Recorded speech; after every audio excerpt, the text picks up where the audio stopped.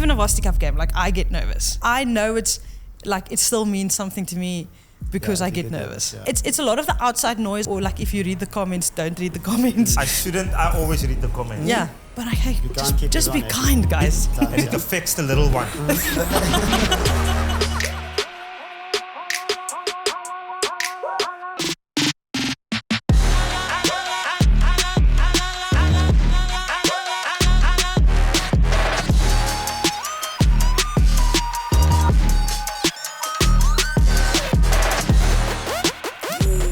Ruckers, welcome back to your #1 rugby podcast. This is episode 85, and Behind the Ruck is proudly supported by none other than SuperSportBet, our main peanut in this packet. Okay, guys? Guys, I'm your short one. I am your round one. I am Opezi. Next to me, I got... It's Dayong, it's Dion, it's Juan de Jong in the house. Hey, partner, did you say episode 85? Episode 85, Farid. We gotta stop counting because 200 is around the corner. Oof, and I can't wait. I've always said it, Ruckers. My biggest dream for the show is to have a live broadcast from Antarctica. We need to go all over the world, okay? No dream will be stopped. Yeah. But at the end of the day, you say big episode indeed, eh? Always. Okay, guys, Ruckers, what to expect on Behind the Ruck? We've got the one and only Layla Arrison in the building. We got to check the fixtures, results, and we cover up and see what's happening in the life of Layla. History maker, eh? History maker, sports broadcaster, presenter, ex-rugby player, anchor, host, extraordinaire, entertainment personality. On Behind the Ruck. Can you believe it? Eh? #1 rugby podcast. What do we say? Big? Deal. Stop it. Okay, let's get to Layla. Okay, guys, up next, Layla Arrison. Let's go. Whoop whoop.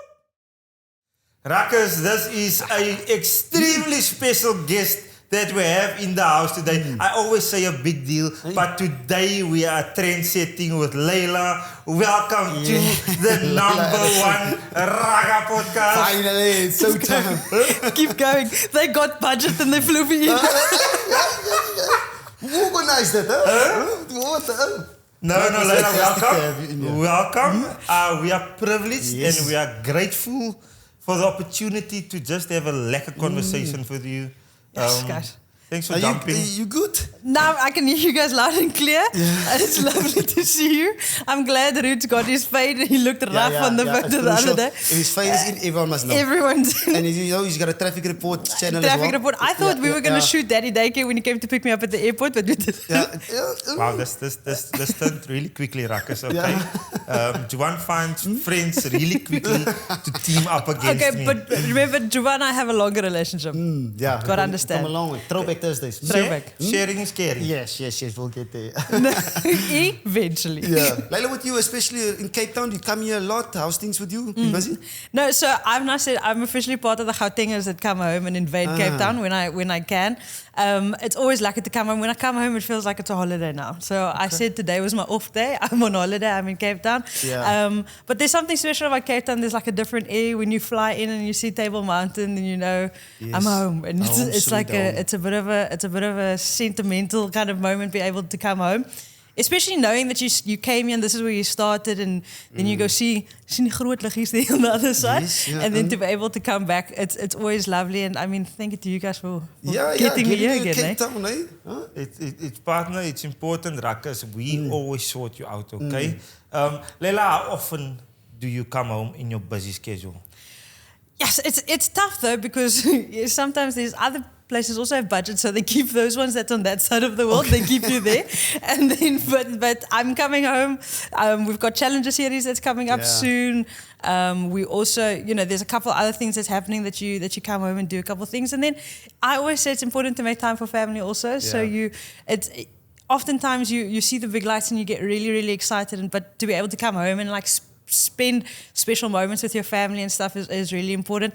Probably don't come home as much as I like, or I don't go over Solari's Pass and I don't go all the way to Hermanus. I stop in Cape Town. So then my parents must come to Cape Town and come see me. I joke, I say we used to, when you come from Hermanus, like it was a weekend trip when you came to Cape Town. So you went to Canal Walk, and then maybe you went to Grand West, and then maybe you went somewhere, stayed by your uncle in Durbanville, and then, or in Kraaifontein, and then from there you kind of do it, and you see everyone in one weekend. Yeah. But I like coming to Cape Town, but the Cape Town people have gotten weird for me. Is it weird? Yeah, Cape Town you've people. changed ever since you gone that side. What? I'm just private school now. Oh my gosh. Okay, we'll get to private school later. Oh, yeah. And what are you keeping you busy with? So you're part of the Varsity Cup. You're doing rugby games as well. URC. Yeah. So we've got Heineken Cup Challenge. We have Challenge Cup that's happening, and then Varsity Cup now that started last week. It was round 1 last week. Started with round 1 Varsity Cup. It's always like I love being involved now with Varsity Cup because you start making like mental notes of players that come through, especially, I mean, there's 150 players that came from Varsity Cup that became Springbok. So you start making a couple of these mental notes. I gotta stop there. Ruckus. UJ. Ruckus. UJ. I've got the first ever Springbok out of the Varsity Cup next to me. And that's a massive deal. That, guys. That's not a big deal. Post-production. Put fireworks. Layla Oliver went like this. Finger snap. I don't know what it means, but I'm finger snapping every time So, no, it's beautiful. But it's moments like that, right? It's like to be able to have a voice over some of these incredible moments and moments that like those guys are going to cherish for the rest of their lives when things get insane. I mean, we see how many incredible tries are being scored at Varsity Cup. So to be able to, you know, your voice is over like something that they're going to, like their highlight reel. It's like, it's really so important. It's so cool. You don't think about it that way because people always ask me, like, when you're in commentary, how much, you know, does it take for you to prep before a game, or do you just pitch up and you just know the players? But for me specifically, like, I really, really take my time because you really are a part of that person or that child, even a Craven Week game, like really first big moment. And that is really, that's pressure and it's a privilege. But yeah, it's exciting to do what you do. Because it's special for them as well. And I've asked a couple of commentators, do you do preparation and stuff? And it's like, don't tell anyone, but no. I'm not going to name and shame. Oh, wow. Okay. I'm not going to name and shame. But I mean, it's special always, especially for the players as well, but for you as well. You know, you got so much seasons and so much time with these competitions that it's important to get proper detail to the viewers. And you go on a journey with them too. So at the end of a Varsity Cup, you actually get to know like these players, and if like, there's a guy that wins a man of the match a lot and you're interviewing him, like you really do get to know him. I'm going to say, Ruckus, it's really tough because every Varsity Cup season, without fail, there's a kid in a post-match interview that holds my hand. Yeah. Really? Every Varsity Cup. I've done, this is my third one. Past 2. You go, how's your match? And then he holds my hand. Nice. Nice. That's what I love about Varsity Cup. You say, leave me. Okay. And you can't. And Layla, your memory. Do you have a fantastic memory, or you a person like myself who's a notebook guy? I need to write down certain stuff all the time. What is your strength there? Oh yes, my memory is terrible. Is it? My memory is terrible, but you talking Varsity Cup? You're just talking commentary. Well, I think last year was a big year. I got to be involved in my first ever Springbok men's test, and we were in that Bloem Portugal game. That was the first one. So that's really, really special. That's something, you know, I'm gonna remember forever. And then probably my first 7 series debut was in Singapore. My birthday weekend, I landed. It was the 1st of May there, but it wasn't the 1st of May in South Africa. So I had a double birthday over like 48 hours. So that was also special to be able to do that over kind of my birthday weekend when I went to Singapore. But there were really, really, really a lot of highs last year. And every single one of them, I have a very special place in my heart that I will always remember. But yeah, I think that the 7 series and the Springbok first. Top of the list. Now they're there because you don't tell yourself on the day, but you know there are millions, hundreds and thousands of people watching, and that's again we speak about it. We say, you know, we were ex-sports players, like that's pressure, and how lucky it is to be able to have that pressure to run out onto a field or to go out and just know there are so many people and there are so many eyes watching on you, and you almost just elevate your level that little bit more because you know you have to perform. But yeah, those two are up there. But from our side, like, massive congratulations because you made history. I mean, the first female English commentator for rugby, was it? Yeah, no, Yeah. so in African. I didn't know it was in Africa until our big boss at Supersport said to us, he was like, it's in Africa. But I mean, I never take the credit, that's not me. There's Mandisa Williams, Nomsebenzi Tsotobe, that's in Xhosa commentary, that were there way before I was. But then you've also got Motsadisi Mohono and Katua Lau, who was also involved in rugby. Elma, who's overseas as well, also involved in rugby. Before I was able to step in, I said over and over and over again, they had to go through the hardships of what is a woman doing in rugby, especially in this country. That made my journey a little bit easier, I think. But also, like, I'm just a tomboy and I hang out with the dude, so it's like fun to just hang out with the guy. and before that first test, let's quickly stop with it. How long did you know beforehand that you will be working in that group test? How was that process? Did you have a long time knowing, or was it instantaneously had to react to everything? No, I'm going to shout out Louis Hatton, gave me a call that Thursday. I think it was a Thursday. Yeah, it was a Thursday before the test. He gave me a shout and he asked me, where am I? And I said, I was on a plane. And then, because it was under 20 champs and I was flying for under 20 champs with that. And then he was like, how would you like to be involved in like your first Springbok game? And I was like, oh, what do you mean? What do you mean? I'll think about it. No, I'm so crazy. And then he was like, yeah, let's go do the Bloom one. Let's get you in Bloom. Let's give you that exposure. And then I texted my better half and I said, I'm going to Bloom for Springboks. We need to book you a ticket. I texted my parents. They gave everyone a call.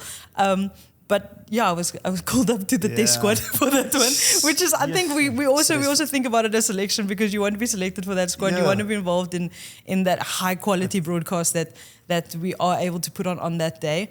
And you want to make South Africa, and you want to make the fans happy. You want to bring them in and get them as engaged in that game as possible, and to be able to be a part of a good quality product. 10 out of 10. Special, eh? Yes. And the nerves and anxiety as well, especially in that. Always. And who did you pair up that game?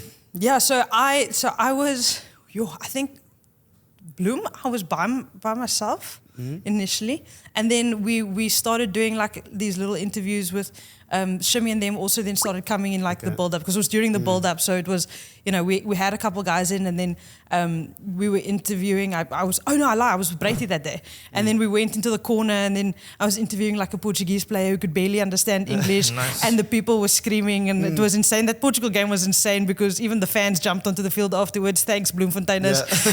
Stressed me out that day. We were there that game. Yeah. That's why she didn't greet us, and it was so all tense. Huh? No, I was very stressed. So I said, like, even a Varsity Cup game, like, I get nervous. What episode are we on? 85. And you still got nervous. Even if it's a big deal. Still.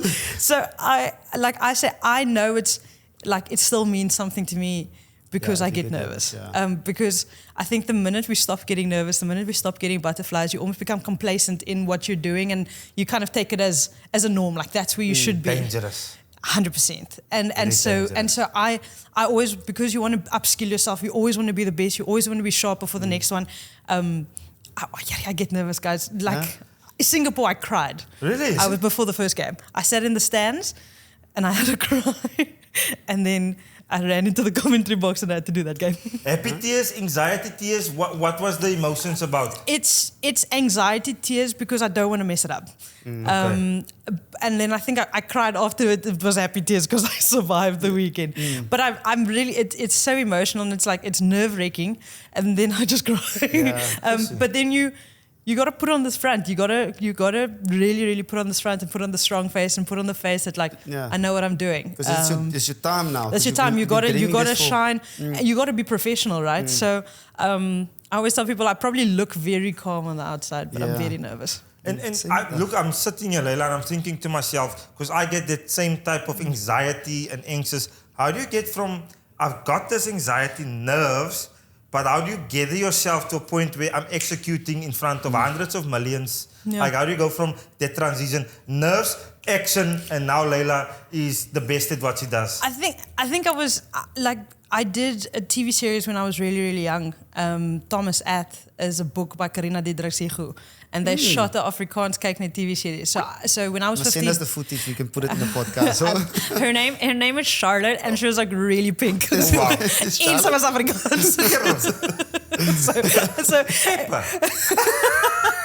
many talents. No, so when I was 15 and 16, I didn't write all my grade 9 exams because I was busy shooting. So I would go to school, and then a driver would come pick me up, and then we'd go to Bloemhof, and he'd drive me over the mountain. We'd get to Stellenbosch, and I'd shoot in Bloemhof, and then the next day I would come back, and I'd go to school. I had athletics the next day, and I had to compete in athletics. So my grade 9 and grade 10, I was doing both of these things. And I was very nervous for those because, again, like, not a space I belong in. I'm not an actress. Like, that's where and I think from that, there was a lot of learnings of, like, how to channel that energy into the right way so that you can still perform. So, whether it's breathing exercises just to clear your mind or you got it cuddled, like it's really kind of just like becoming so singularly focused on your job. And I think it's the same when we played. You became so singularly focused on your job and what you had to do on that day. I really look at it like I would run out on a Saturday match game and like, you can't drop this ball. Yeah. So you got to stay focused. And so it's just really just channeling that energy. But hey, I had to do it at 15 and 16 and still managed to do all my homework. Yeah, but so now you have to execute at this age. No, execute indeed, yeah. And especially for you as well, your mindset when it comes to proving yourself in a male-dominated sport. How do you see it? Every challenge, how do you take it on? So I've always said it's never about me. Because I can't ever become like about myself, because then there's that fine line between confidence and arrogance, right? And people pick it up quickly. People pick it up really, really quickly. And so I've said from the minute go, I've said I'm doing it for the girls and the women who look at me and want to step into the space. And I always try and be better than the person that's next to me. I always try to be the most upskilled. I'm never going to play 78 tests for the Springboks. I'm never going to have that kind of game knowledge, but trying to find different ways to upskill myself, sitting in the right conversations, having the right chats with people, asking because I don't know. So asking and not being cocky or arrogant to learn, to want to learn something new, because that's the only way I'm going to get better at my job. And when I get better at my job, everyone's like, oh, we can allow a woman into the sport. It's like, this is okay, we can be here. And that way I open a door for someone else and for the next girl to come through. So for me, that's always my thoughts. It's never about me. I take myself out of the situation. I did what I could do for the sport between the four lines, and now I've got a literal voice to have and do it outside the four lines, and that's so important for me. And that on its own is pressure and a privilege. So, if women text me on Instagram asking me, how can they get involved or how can they do this, like. I love giving. I don't have the best advice because my story is probably a very different one to like other people who have stepped in. Yeah. But I always want to give back, and I always want to teach, and I always want to try and give advice where I can, because we can't gatekeep the sport for ourselves. There's space, and there is time for everyone to come through. And Layla, listening to that, I would love to know the challenges that you faced while playing the game of rugby as a woman in a so perceived male-dominant space, and the challenges currently in the broadcasting. Are they similar or are they very different? Listen, when I started playing, we were at Marty's, and we didn't have a field to play on, so you couldn't book you were from first group of we were those first group of girls. I said to someone the other day, my first match in a Marty's jersey was in a yellow jersey. I don't know where they got these yellow jerseys from, against like a team from Egypt. It was like my first sevens match, but we didn't book. We weren't allowed, not allowed, but they just didn't give us fields to train on. So for everyone that is at Stellenbosch that knows, at the back by the hockey, there at the back, you see, you've never even been there. There's a volleyball pit. There's like sand, and we trained in the sand. So we were very fit that season, and that's where we had all our trainings was in the sand, really kind of just teaching the skills. So it was about that. Then it became like, we don't have kids, so come a game day, it was whatever Kose's jerseys with the Marty's badges lying there. Then it was about Kit, and you played in jerseys. I played in like a triple XL jersey and like a men's shorts that like sat over here. So it wasn't very flattering. I mean, it's not the best. So there were those kinds of challenges coming through, just not being able to tell someone like I play rugby, like women like don't play rugby. Like how do I explain to someone? And then two, not being taken seriously initially when we started. Once we started getting the support and stuff in, now, I mean, the Marty's women were the first team to win the Varsity Cup, Women's Varsity Cup when it came in 3 years ago. So like, then you start reaping those fruits and you kind of see those rewards and you go, that's why we trained in the sand. Like, that's why we played against an Egypt or whatever. But then to consolidate it with like the stuff that I experienced in broadcasting, like mid-game, I'll get a DM on Instagram, like, what are you doing? Or like, what are you saying? Or I like, sorry to say this, but like, you're really irritating. Or like, what do you, like, so like you'll be mid-game, and unfortunately I've got an Apple Watch, so I see these things come through, and then you're like, whoa. And it's, for me, it really is like, it must take so much effort to send that message, because if you don't follow me on Instagram, for instance, you can't immediately send me a DM, right? So now you have to, and guys, how long is a commentator strap up at the beginning of a match, actually? Okay, so now you got to wait for that strap. You got to see my name. Then you got to go find me on Instagram. Then you got to give me a follow. Thank you for the follow. Then you got to follow. Then by the time you've done all of that, then you got to send me a message saying, you're really irritating. Like, imagine that. Like, that's like really like... People understand. I must really, really frustrate you to go through all of that missions just to send me that. So, it's a lot of the outside noise. I think that's more... or like if you read the comments, don't read the comments. Like, that's more worse. Yeah. Don't read the comments. I always read the comments. Yeah. Even when I was playing, currently still, every behind the ruck page. Yeah, you see it, but it's how you take it sometimes, because you have to have a thick skin when it comes to big screen and stuff. I take it to heart. But we were saying it's because we want to do the best, right? So like we could have 40 good comments and you'll have one bad one, and you'll remember the one bad one over the 40. And I told Rudy, when we were driving, my parents sent me to like a psychologist just before I went to big school, just before grade 1, just to make sure I was all right in the head. They wanted to just make sure that, like, just kind of get the baseline of who I am. And the woman had literally said, like, Layla can get 9 out of 10 for a test, and she's going to remember the 1 and forget the 9. Yeah. And that's literally been my life, because I could get 20 good comments on something, and I'll get 1, and I'm going to think about Davie wat by die huis sit. But do you fight that comment in your head, or is it, or does it affect you? No, so I've done I think I've done really well to be able to just put it as outside noise, and to kind, I've found my group of people that, like, I check in with. Was I really bad? Like, I just want to double check, like, because for me it's like, if you if you're just telling me I'm irritating, like, that I can take. Like, if you're commenting on my work, and if you tell me my work is bad, or like I don't know what I'm talking about, that's something I'm going to take personally, because I work so hard to make sure that I know what I'm doing. I do everything well. I know my laws. I'm really factual. I went and downloaded the World Rugby Law book just on my phone. Just to be able to, again, it's that upskilling thing, right? So for me, if you're not commenting on my work, that's bad. But you're rather telling me, like, me as a person is irritating, then I'm okay with it. Yeah, sometimes it's jealousy as well. And then, I mean, for myself, sometimes I don't take the positive stuff too personal, because then I know when it comes to the negative stuff, I can take it in the same way.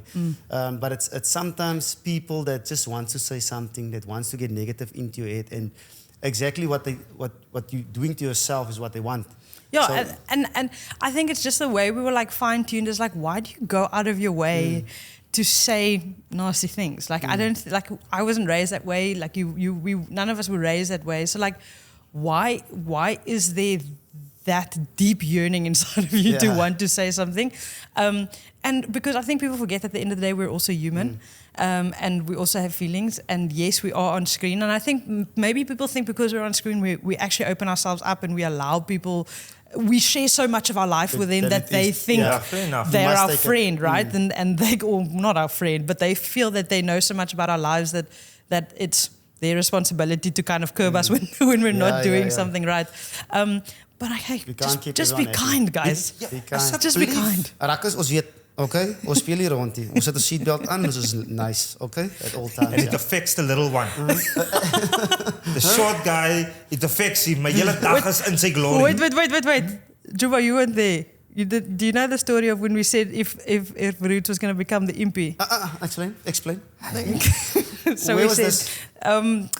it was one that, it was Nels. I think it was Nels, but it was Nels, but you weren't there. Now we said, Siwu comes out impy. Now we said, imagine we send Rudy out as impy. Then they said, this is how the song's going to go. Impy. Oh, wow. Layla. I'm dancing with ya. I hope this won't go to social media. And he's gonna come with a toothpick. Oh, wow. Impy. Oh, wow. Don't do it to my father, man. See what happens behind your back. Yeah, they take advantage. They take advantage of me. Ik zal wel iets zo. Okay. Hey man, what's going on? Layla, for you as well. Okay, you said private school. Where was that, Hermanus? What school was that as well? Yeah, so I started. There was a primary school, Berghof. We were literally in the mountain, and then it became Overstrand Learning Academy. And then Kuro got involved, and Kuro then bought Overstrand Learning Academy. So we were. Okay, so yeah. Okay. No, so we were the first matrics in 2015 at Kuro Hermanus. So my grade 8 year, there wasn't anyone. We were the oldest. We walked in, and I was the oldest, and I was always the oldest. Yeah, exactly. And yes, so Kuro Hermanus, there were chats that I was going to go to La Rochelle. And I wanted to go to La Rochelle purely for sport reasons. I wanted to go out. I wanted to get the coaching, the training, and I was really determined. But my parents didn't want to let go. Yeah. They said, very nice. Met jou gat by die huis sit. You stay right here. So I matriculated in Hermanus, really a private school. It's our 10th anniversary this year. I think we were 24 matrics. You're 10 years. I'm close to 20, but like, okay. Not going to go there. 1997. We were 24 matrics. And then sport was really my thing. I played cricket with the boys at school. Okay. And I say again, maybe I should have chosen cricket. Maybe I would have still been playing today and I wouldn't have been sitting here. And what other sports? Just cricket, atletiek? Wat er is nog gedoen? So I was a high jumper, I was a shot putter. I played cricket with the boys, and then I was a netball player. And then rugby really only came in university when I started studying. Yeah. That's when I got you guys will know Dames Touch. Eendrags Dames Touch in Stellenbosch. That was my first rugby expose because it was all the girls reses that came in and you were playing. And then after that, the hardcore actually went, yes, you can draw. And I went, I played on the streets with my cousins, guys, this is what we do. And that's how we then ended up kind of, through all of those conversations, the Marty's Women's Rugby then came about. And is it still playing today? Because you were at the Bulls as well. You were playing with Ayanda Malinga. Yes.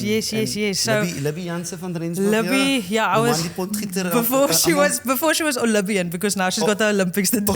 So she calls herself Olympian. Yeah. Humble, keeping humble.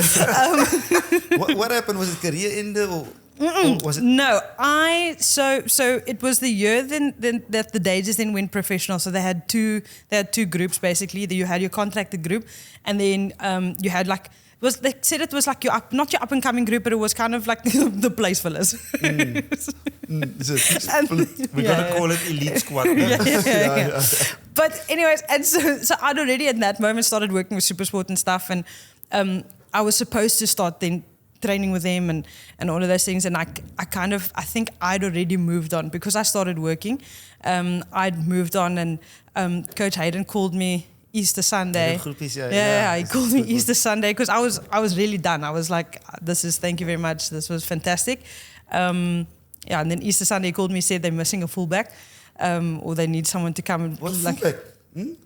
Okay, here's the story. So I played. Love it. Bring it. Not a 9. So no. I wasn't fit enough. No, centre. So when I was in Cape Town, I played centre. Even when I was with Coach Habib at Western Province, I was centre. Outside centre was pretty much my jam. Okay. And then when I moved to the Bulls. And Rackers take this with a pinch of salt. When I moved to the Bulls, I was the only coloured in the team, so they put me on fullback. So they thought I could step, and then they very quickly realised. Again, private schools. So then they realised, they made a mistake. But then I pretty much. But then eventually, I finished on fullback, and I think a lovely story. Is Geo Upload that you guys that's friend of the show. Friend of the show. We'll be back soon, guys. So stay tuned, okay? Friend of the show. And that's where mine and Juba's long history starts. Is go find the photo in the huis with me and Juba. Put the photo in. Put the photo in. They partners together at the wedding. Okay. Yeah. Thank you. I was. Yeah. There I knew she managed things well, because it was almost like die kan toekoms nog gaan ons moet tyd. Is that? Ja, but I was 17 years old. I was an organizer. Yes. Heavy. I'm telling you. What camera do I look at? Toppeling was there. We had to show up. So gotta make sure. But yeah, and then I think when I got to run out at Loftus, and Buta was still playing there at the day, like we had the same jersey numbers, and I think that was like such like a full circle moment from like him and Stacey having to run after me in the streets, to like run out at Loftus together wearing the same number. I think was such a really cool moment. Even like being able to play at Newlands before closed down, to be able to run out at Newlands and like just stand out, because I always used to like do a run up and then I'd go stand at the poles, the side that we were playing to, and that was part of my routine to like look down. But like that day, I kind of found myself like looking for like where we used to sit in the stand when you used to go watch Stormers games at Newlands, eating like a chocolate donut. I miss those chocolate donuts. Newlands chocolate donut. And so it's such a beautiful story, and I'm actually really glad that I was able to finish with that group of people, and now be able to have a voice and sit here with you guys and talk nonsense. Okay. And the love for rugby, I listened to your commentary. The knowledge of rugby is extremely at a high level. Culminated with your family. Your Eplon is the streets playing touch rugby. Is that where everything kind of started? Yeah. Hello, Oma. Started. Waar's Oma? Waar's Oma? Verdazers mensen. En Hermanus. My mom, Austin is. My dad's a priest. He was the priest in Austin, and then we stayed there. All around. Guys, all over. No, but it started in the streets, like at my granny's house, and with my cousins. My mom's side of the family, so we're 2 girls, and my mom's brother has 2 boys. And they are a lot bigger than us, but they never took it easy on me. So they taught me humility from the word go. And then, we were on the streets, we were stepping, we were, playing touches in the streets. My granny had a little park really close to our house, and then we'd get all the kids in the streets on the park, and it started as a game of touch, and eventually it became tackle, and they went, we don't care. If you're a girl, you are gonna play, and I played. So you got to if you have to put a shoulder in. If a guy's looking for a line break, you put a shoulder in. Tackle him against that fence. That's what I did. I showed that fence, and that's where it started. That's where the love of the game started. My parents are sport lovers. My sister not so much. Well, now she is, but she's a little dancer. No, Laura. What is Laura doing now? Laura's studying. Laura's studying. Okay, Laura. She's an academic. No, she's so we were. That's where that's where it all started. That's where the love of the game. When Geo scored a try against the Sharks, I think it was at one Currie Cup final. My mom. Where I put him in the space. Yeah. That's that. Okay. Yeah, sure. Sure. My mom ran with him and tore her calf in the living room. And so she got an off-field injury on the couch. Supporting family. Supporting. So that's how much rugby means to us. My mom says if the Stormers are doing bad, sy gaan na Kasta gaan regbak. Okay, so And she doesn't finish the game. Mama, Saterdag wat nou kom, ons gaan Kasta met regpak. Kasta regpak. No. Only positive vibes for this weekend. Remember, I said when I went to play for the Bulls, I said to my family it was purely professional. Yeah. Layla, whoa. This conversation took a turn for the worse now. Yes. So your cousin, Joe Eplon retired the Bull. When I last spoke to him, 2 seasons. he's a Bull. Yeah, but it's 2 seasons against 12 seasons. Okay. Listen, We have to... partner, the last time Gio said in my face, in my vlees Let's gesuig. get the Call footage. He said, Where's the phone? I'm happily a Bull supporter now. In the studio? So, in the studio. I didn't hear that. Bring me back for that one. We're going to have So a you conversation. saying Purely DHL professional. Stormers, hoops, that is your love? Has to be. Okay.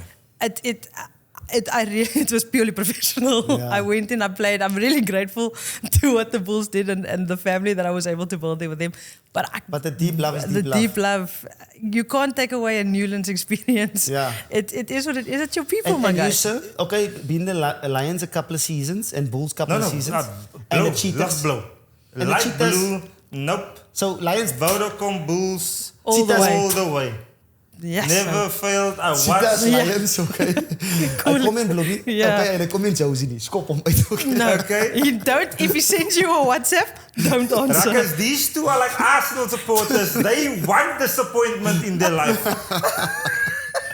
We'll see this weekend. Yeah, we'll see this weekend. Yeah, well, rugby as well. I mean, you're doing a lot of Varsity Cup stuff as well, but also, are you keeping an eye on the URC and the Six Nations and stuff like that? No, you Hey? have to. Vodacom URC, big ones this weekend. We had derbies last weekend. We got derbies coming up this weekend. Yeah, let's talk about the past weekend. We had Bulls 31-19 against the Lions at 2 o'clock on Saturday. What was it? Yeah, I was a Lion supporter that day. Yeah. What? No, I was. Romania will say she can't support the Stormers. She'll Yeah. support anyone that plays the Stormers. I'll support anyone that plays the Bulls. Oh, this is unbelievable. Yeah, that's Except, I know you except were if it's international. Okay. If it's international, I mean, we support our South But Africa. I know you were supporting the Lions this weekend. You also go against the Bulls. I was rugby, okay? Yeah. It was the love of the game. For the love, Ideally, if you actually, come- for the love of the game. If you played for the Bulls and you played for the Lions, you like Ronaldo, just easy Yeah. what happens. Okay. But you had your favorite. No, you picked one, eh? partner, and if we start on that game, Yeah. look, the first 20 minutes, I thought it could have been 60. Coach said, why the last time it could have been 80? No, incredible. Yeah. Pep. 3 quick tries, Brilliant. 17-0, like 15 minutes into it, and brilliant tries. It's not like your more tries. You know what I thought? Like, I so hope that they found the clip where when Willie like debuted for the Springboks years ago, where he also used to cut that line open and he went for a little bit of a run when he did that. Yes, I thought, super sport. I thought we were going to put the two together so you could see. And get it in, let it talks Yeah, about because it. now he's grey and they had hair, so now you could really see. Doesn't matter. With age comes wisdom. Leila, our editor, Luki, Put the two Put it in. together. Post-production's Don't got give him lots of work, work. But yeah, if you look at the Bulls as well, while Willie's at 10, does it bring a different element? Because I haven't seen the Bulls come with a off the top to 9 with a switch, with a return play. Is it different scenes or is it just why the Bulls are playing? Look, when I looked at the try, the first thing I identified, they had Asanati at the back of the lineout. So obviously it was a starter play, it was a plain play. Analysed, yeah. They analysed it Credit to where the coaches, obviously yeah. the tail gunner, the guy at the back of the lineout, Ruckers. It becomes an analyst show. Yeah, the tail gunner, Yeah. he followed Ambrose. Yeah. And that left a gap for Willie just to go through there, like he had COVID. No one wanted to touch him, social distancing. But fair play, it was a good game as well. I mean, the Lions fought back as well. They had opportunities to get themselves into the game. Incredible effort by a couple of these boys. Gianni Lombard is playing incredible rugby, doesn't miss these days. But that's the impact from the coaches as well. How have you seen the Lions as well these past couple of games? I've really like found a love for the Lions. Like I really do. I've found a love for them. I emceed their end of year awards, and I said to them, I want the Lions jersey. Like that's like I feel so close to them. Yeah. But it's like they've just grown so much as a squad. They've grown so much as a team. And if you sit and you have those conversations with the guys, like the depth that they keep coming through, and they say like. And they'll be the first to say, like, they grow a player, they nurture a player, and then a player gets bought, and then they've got to like find a new player, nurture another player, and then he goes away. But like for them, really, they've built the depth, they've found guys, and they've really held on to those guys that supported them from like schoolboy level. Because you'll see a lot of the guys have gone through the ranks, and they're wearing red now. But I'm so excited to see where that team can go, because they've got so much potential, and then they have moments of brilliance.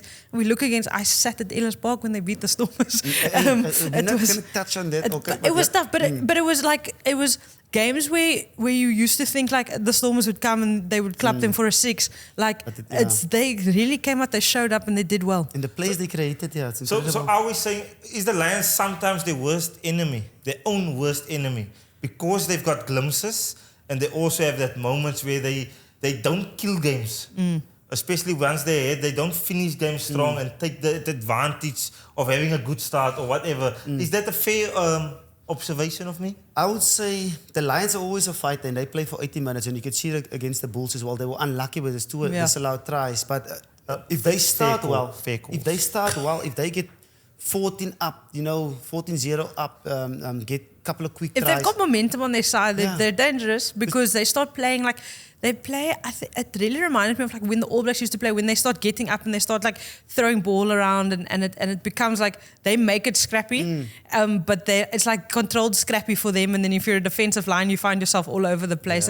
But that's when they're playing with confidence. If they leak points first, you can almost see that. Not that they go back into their shell, but like they almost overthink the game then a little bit. And I think they do best when they don't overthink their game. Yeah, but the good thing about them is they're always trying and they're always 100%. fighting.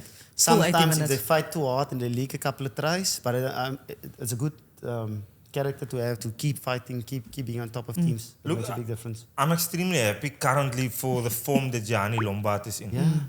Watching him play for Paul Boysai as a youngster playing SA under 20s, that is a gifted. Is it the impact of Monestein as well? I don't know. Moras is a paddle player, guys. Huh? Yeah, you went to Sunset Invitation, huh? That's Sunset Invitational paddle. Yeah, someone was also invited. I couldn't make it. Yeah, you couldn't make it. I think I was supposed to play against you. I was really excited. Yeah. I'm very competitive. He's never touched the pedal bat, and he said yes. That's why I was. Okay, that's why I was very excited. No. That's why I was excited to play against him. Knew I was going to beat his side. But we were talking about the Lions. Sorry. You went straight to Sunbed, and then you had a go at me at the same time. I digress. That's conversation. Morne and Scala did well when they played. Really? Yeah, they were partnered. Okay. And they did well. Yeah, Pratsi. Oh, not Burger. Nah. But back to Moras. Back to Moras. And what they're creating as well, because Jacques Fourie is there, Monestein is there as well. There's experienced campaigners. And if you look at the squad, the players there, that's players that wasn't bought. That's players that was created. No, and that's what I'm saying. They start them from under 13, under 16, Craven Week. They get the guys and they get them into the system. They've got great junior structures where it really nurtures them. And it's a great feeder system to have. And they always have new talent coming through. And to have that rugby IP, like you said, that's sitting there in the coaching box, that also brings players to that union, that makes them want to play, because those are the guys that you want to learn from.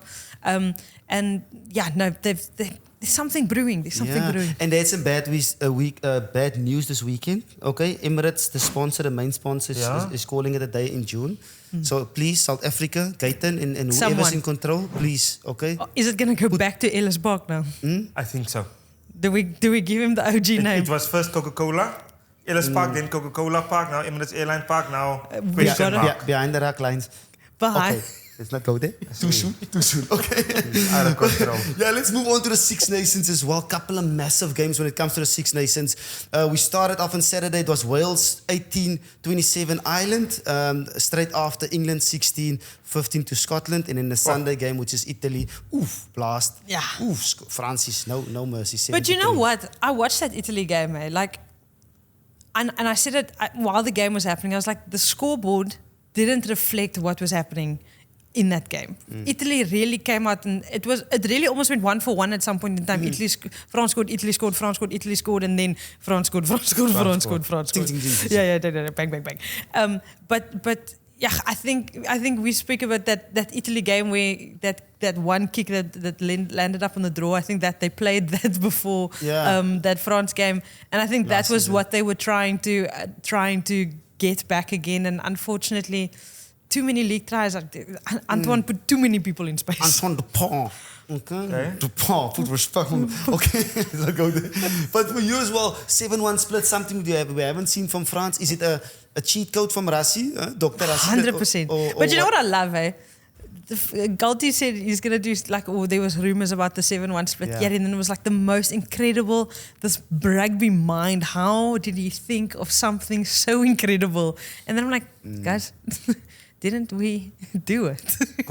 Control C. Yeah, Control C, Control V. But now the people were cheering when we did it. It's against the game. It's against the game. First they laugh.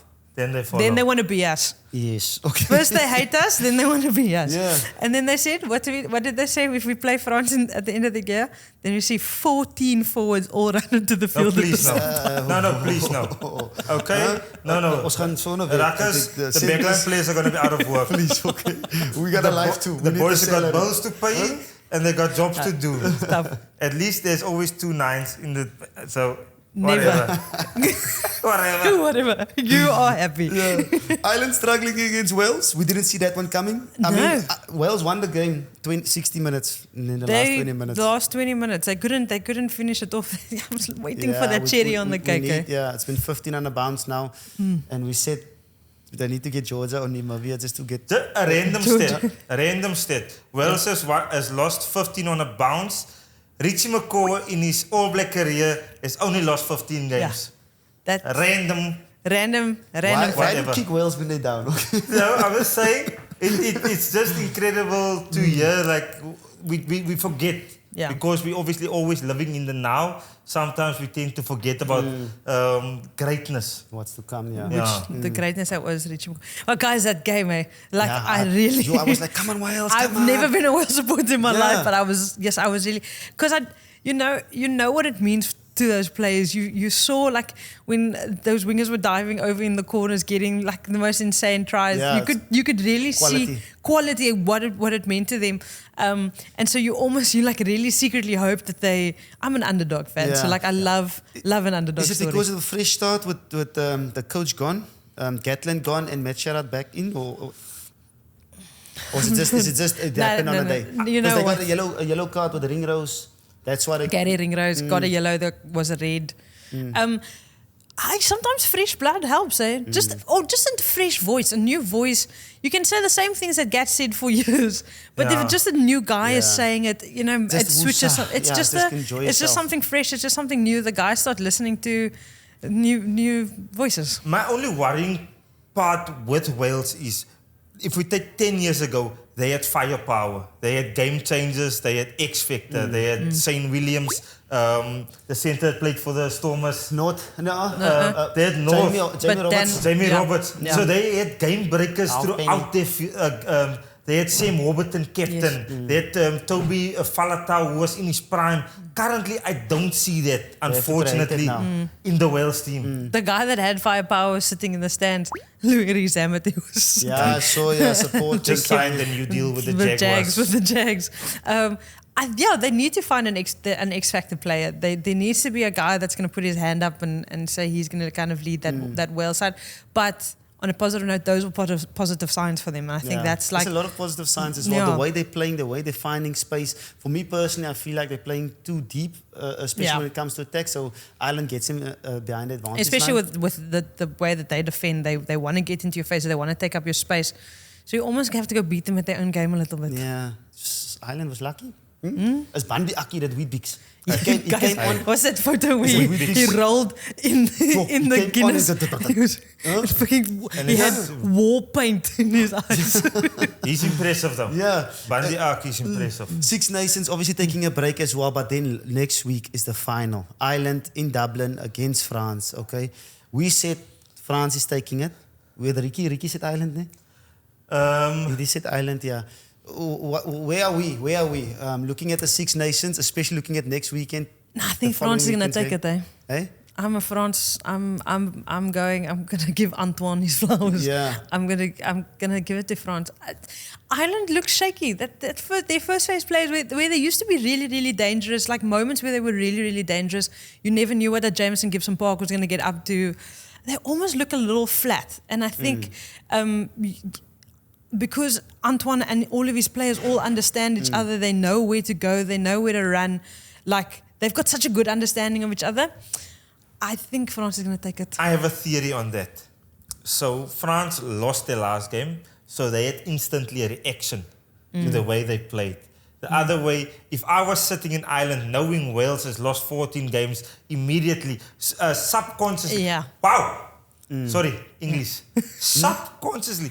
Unbelievable. Subconsciously. Spell it. No, Layla, don't do that.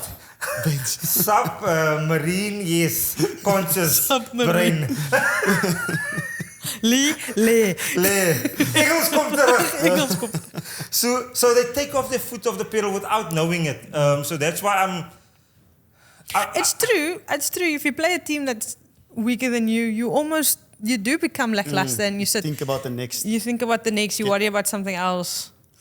But the thing is, they still had the firepower. They still had their names. They were still fully. They had all their bullets. They just didn't. They misfired a little bit. So we're going France. France. Yeah, you already called. I called France. You can't be like changing. Look, the competition has changed. So I don't like the inconsistencies of France play. So you're the island now. I'm in doubt. But Ireland is consistent, but they're not playing good rugby. Yeah, and So their system team. So Ireland is system based, where France is individual based. Individual They're brilliance. playing the moments and stuff like that. And I mean, for me, I said it. If the Pont plays, it's a different team. Yeah. I mean, he is incredible. The way he plays, the way he orchestrates that whole backline and that team is incredible. What a really awkward dude, though. What is very? But he's a leader. You have to be. Yeah, but he's like awkward. No, he's like body and he's awkward. But he's a great player. Is he the best? Best 9? Best in the era now? Best informed player? Era, how long is the era? How long is the era? So the past 5 years. You deleted. Past 5 years. You exited that WhatsApp chat. That's tight for me, boy. Two in Aaron Smith only retired 2023. It's true, Aaron Smith is gold in the chat. medal for Olympics. Yeah, but imagine you come in, you kick a guy out of the Olympics team, you get a medal, you walk away from the team. Kick out. I'm just saying, But I'm like this. In life, it's a dog fight. It's a cutthroat industry. Am I right or wrong? Because we're fighting every week about Antoine Dupont. Every week. Every week it's the same thing. Every week. Great player right now, but here I just need a bit of a seatbelt. Okay. Now it's incredible for me. I mean, the past couple of years, what they have achieved the past couple of years, incredible. That's true. We're the same age. I feel 2019, they lost in the quarterfinals. 2023, they lost in the quarterfinals. Investing Champions It's Cup. only European teams playing in the Investing Champions Cup. I'm just giving you context to our argument. When it comes to what he has, speed, I think it's only Grant Williams and Dennis him. Physicality, how many balls did he steal when it comes to Investing Champions Cup final? Look at what he's achieved this past couple of years. The fact that he's a leader as well, it's also implement something. He's strong, he's physical. The way he puts guys into space. Has he won a test series outside of France? He won the Sharks now when he came outside of the Sharks. It was fight for that, man. We'll see. So yeah, I mean, so much to we're gonna that's a real, no? No. Okay, I'm just joking. Guys, let's get to the final stuff. Okay, when it comes to the important game, the one that you, maybe not on the fence, but it is Loftus Versfeld this weekend coming up. It's the Vodacom Bulls against the DHL Stormers. It's gonna be a cracker of a game. One is on top, and one is at the bottom of the lock. Okay, one is the favorite, which is the Bulls, and one is the underdog. Am I right? Because we always argue. No, it's true. Okay, it's true. Thoughts on the game? In this moment, it's true, guys. It's true. What happened at the DHL Stadium? Bulls won. The last time we played up at Loftus, full up Loftus, Bulls won. Okay, they're coming off a good victory against the Lions, a team that we lost the previous weekend. Am I right or wrong? No, it's true. Can I close the case? Close the case? Okay. Closed. Thoughts? Okay, you're a Stormers fan. I am. I want you to. How does the Stormers beat the Bulls this weekend? What do they need to do right to beat the Bulls at Loftus? You know what I think we need? We need someone that's going to come up with a moment of brilliance. At the moment, we're a little too flat. I think someone's not injecting enough energy. We're kind of just going through the motions, going through our processes, and unfortunately, if we just go through the motions and go through the processes with the Bulls, they're just gonna run over us. So we're gonna need someone that's gonna come in and inject a bit of energy.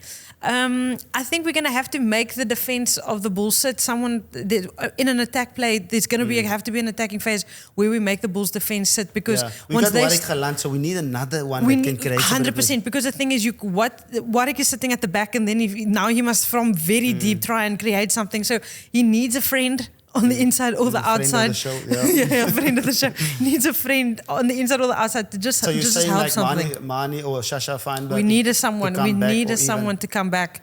I think.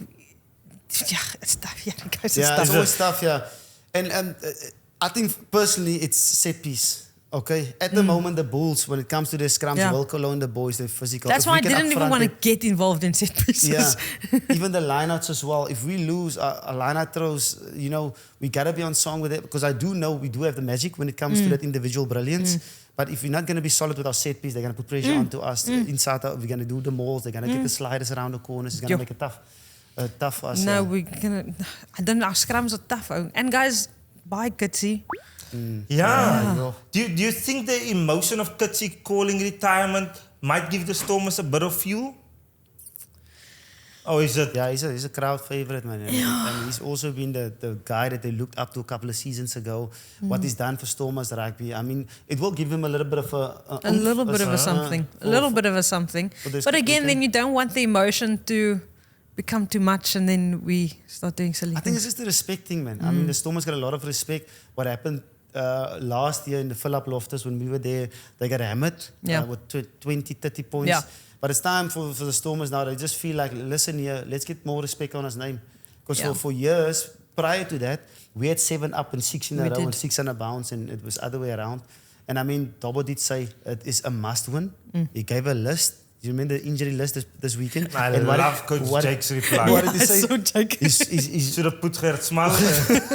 Love it, Coach Jake. You are giving me currently some fantastic entertainment, Coach. You keep it up.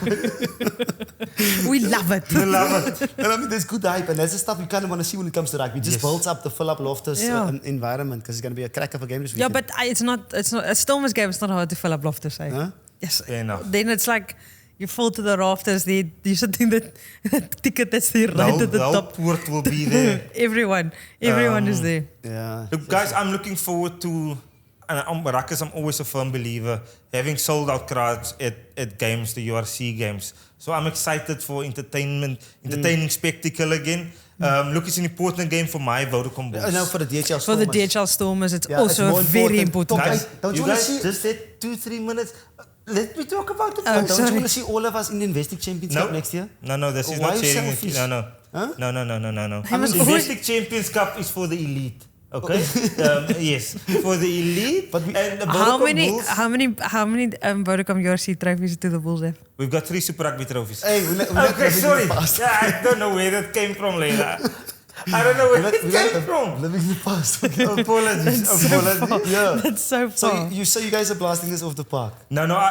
Look, I think it's going to be close. There's certain areas about the Bulls game that are still worrying for me. Defensively, we allow tries.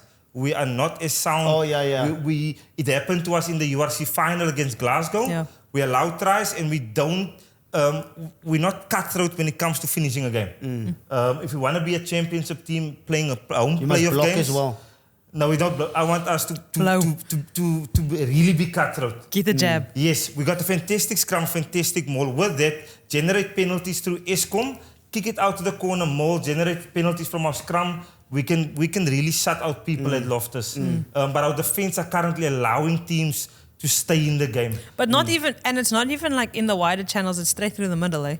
There is some worrying factors, Layla. I will not give all the Bulls secrets out on the show, as I am a number 1 fan. Fan. And we're going to be there? Are you going to be there? Am I going to be? Wait, no, I'm in Cape Town this Are weekend. you in Cape Town? Okay. I'm in Cape Town.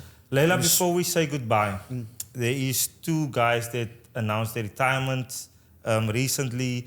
Thoughts on them, what they achieved in their careers. Obviously, Raymond Rhule Steven Kitshoff and Raymond. Yes, guys. You know what was my favorite photo of Raymond when he took the flagpole out? Yeah. La Rochelle, flagpole, walked. No, I mean, brilliant, guys. To start with Raymond, I mean, what he's done for the sport, what he's been able to do throughout the years for the sport, moments of brilliance that we saw from him. And he always looked like he enjoyed the game. It was always a lack of time with him when he played. You know, it was... Sometimes I think we take the sport too seriously as South Africans, and as players we might take the game too seriously, and that guy genuinely just looked like he went out, he was having a good time. Raymond Coffee Rhule, huh? What a legend. Eh? What a legend. Rudy was driving in Raymond's car, and then he was in that car. That's how big the car is. Okay. One, two, Kitshoff, spicy plum. Guys, come now. Like, that guy's like, put a statue of him somewhere. Yeah, that's just the kind of martyr that he is for the game, was for the game, for the Stormers as well. Royers. Now we're gonna miss him, mate. Fentapens. I mean, he can be proud of what he's done the past couple of years. I mean, he's done so much, not only for South African rugby, double rugby World Cup winner, but he went overseas to Bordeaux as well, and he's made an impact there to Ulster as well. He went to Ulster, and then he came home. And he came home because he knew he can pick up a trophy when he comes home. And I mean, what an incredible career, and he's left so much, not on the field, but off the field as well. I'm so excited to see what he teaches the next generation of players to come through, because he's so nice, the way that he goes about teaching and sharing his knowledge. I can see him be a great forwards coach. So Kitsy, okay, when I need a scrum coach, keep your phone on. Donnie, man. Times Stephen Kitshoff. Double. And Ruckers, both of them has been on the show. Go check out the episode. Raymond was episode 2. Okay, Kitsy episode, question mark. Yeah, it's in the corner, post-production. Post-production, fill in here somewhere. But go check out the episodes. Layla, thank you so much. Thanks, guys. Time flew by. Thank you for coming to the show. Thank you for coming to Cape Town. You make the effort for it. Thank you. But yeah, it's always special. I mean, so much going on. It's Varsity Cup, and I mean, you've got a lot going on as well. But not only with what you're busy with, but what you've done for sport and women in sport. I mean, the records you've set. I mean, so much great stuff you've done, and keep on pushing forward. Yeah. Thanks, James. Springbok Women Rugby World Cup 2025. We're going to make a quarterfinal. That's all I'm saying. Yes. Quarterfinal. Repost, retweet, we're going. Okay. Layla, before we go, if you fill in your CV, what is your title? Is it broadcaster? I go sports broadcaster. Sport broadcaster. Sports broadcaster. Okay. Is it not episode 85 Behind the Ruck? Yeah, now I'll add it in now. Canva, edit, put it in. Yeah, there we go. Thanks, Layla. Appreciate it. Thanks, guys. That's Layla Arrison. Partner, big deal. That was fun. History indeed. I just want to say to Layla, when you're watching this episode, the story about Impy. Yes, is a toothpick. It hurts deep, okay? The fact that everyone finds it funny. Yes. More hurted. Yes. Even more hurted. But I'll take it on the chin. Okay, now I know. So I won't leave you alone because they take advantage of you alone. Okay.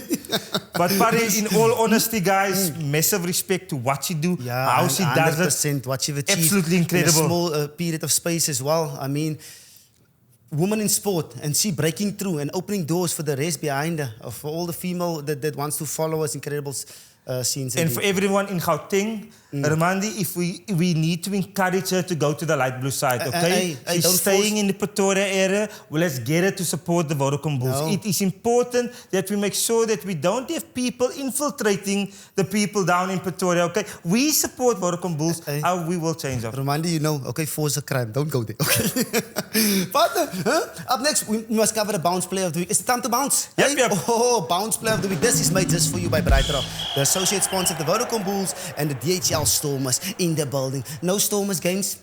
Nothing, Boyki. But this week, guys, for the Vodacom Bulls, my bounce player of the week goes to Leroux. Willie Leroux, bounce player of the week. And why would you guys ask Paige went with Willie? Very simple. Set up the first try with a fantastic moon ball to Kainan Moody. Second try, he went to a gap like this. He did it himself. Okay, he rewind the clock. He turned back the clock. He said, I still got the pace. I still have it. Went like a Datsun Bucky in 1985 through the line and scored a brilliant try in the corner. So Willie Leroux playing an uncustomary position, number 10, moving from fullback, I think he's done an excellent job. Yes. In this game, he was brilliant for the Vodacom Bulls, so he gets the Vodacom Bulls bounce Thumbs up. player of the week 100%, from me. yeah. Totally agree as well. And he gave a little bit for Devin Williams as well, okay? The boy did a lot this weekend, this past He's weekend. still got a lot of rugby in him, and I think, Jakey, we got to put a seatbelt on him and keep him in Pretoria. Let's go. He wants to come home, but let's not get there, okay? I guess that's a bounce player of the week, eh? But yeah, oh, fantastic, eh? Fantastic episode. Lekker to catch up with Layla as well. I mean, for her, she's got a busy schedule. Making the time for us, it's always important to make sure. And pardon, this is important, okay? I've heard Bredasdorp mentioned in the interview with Layla. I heard Hermanus that was mentioned Don't in forget the Houston. Okay, Houston that was mentioned in earlier. So I want to call out you guys. Piece of belief. Bredasdorp, Hermanus, Houston. Like, share, and subscribe. One to your job thing. to your thing. Hey. Come on. More followers. Here we go. More subscribers. followers. Guys, that is episode 85 in a nutshell. Behind the Ruck is proudly supported by SuperSport Bet. We want to thank you for your ongoing support and making sure that the lights stay on at Behind the Ruck. Even though we're having a little bit of load shedding. Yeah, it's not going to stop us. SuperSport Bet. Ligsters aan. Alsjeblieft. Guys, our associate sponsor Ticket Pro for all your ticket needs. Make sure you go to our Linktree on our social media page, Instagram. You'll be able to access the tickets there. Guys, thank you so much for supporting the number one rugby podcast. Man. Guys, I'm the short one. I'm Rudy Page. I'm Juan de Jong. And the Ruck is clear. Bye-bye. See you next week.